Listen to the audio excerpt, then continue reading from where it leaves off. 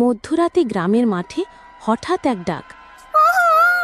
আমার পেট, ও মানে সজল ভাবল ভূতের কাণ্ড। বাঁশ হাতে ছুটে গেল, দেখে এক পেতনি গাছের নিচে কুঁকড়ে বসে।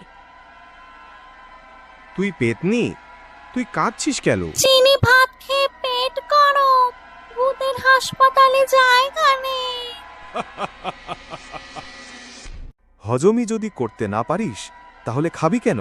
1 বছর ডায়েট করেছি, আর পারি না। সজল সেই প্রেতনিকে ডাক্তারের কাছে নিয়ে গেল। ডাক্তার বলল, আরে তোর গ্যাস হয়েছে, ভূত হলে যে গ্যাস হবে না এমন কোনো মানে নেই। পেতনি সুস্থ হয়ে গেল। এখন সে দুধে ভাতেই সীমাবদ্ধ, আর সে চিনি ভাত খায় না। আর সজল, সেই তো এখন ভূত ডায়েটিশিয়ান।